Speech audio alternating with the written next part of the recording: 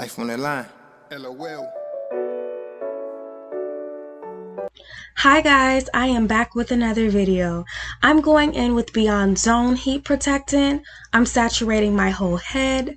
I'm making sure that it's all over my hair. I'm using my Andis hot comb to get the kinks out, making sure that it's nice and straight. The hair that I'll be using this evening is Sensationnel African Collection Pre-Stretch Braid in 24 inches. This hair comes in 3 portions. The fibers in this hair is nice and soft. I bought it for $5.99. You can probably get this hair for $5. This company claims that it's fast drying, and it also says that it's water repellent. Me personally, I don't like braiding hair that's water repellent. I'm using Shine and Jam. I'm going to apply that to the back of my hand. I'm using my rat tail comb to part my hair. After I part my hair, I'm going to apply the jam to the parted section, and then I'm going to go in again to clean up the part. You guys, this is the same method that I always use. This method works for me. This gets the job done, and this gets me a close to accurate part.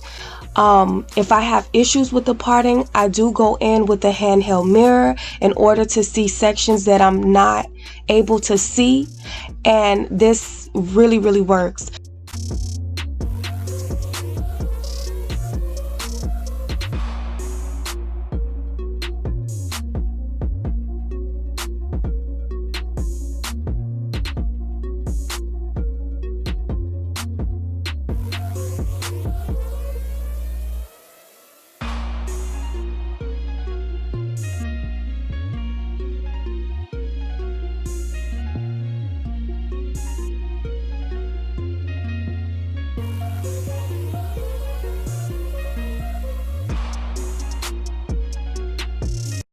Now, this is where I would suggest that you use a gel or any molding technique that you prefer.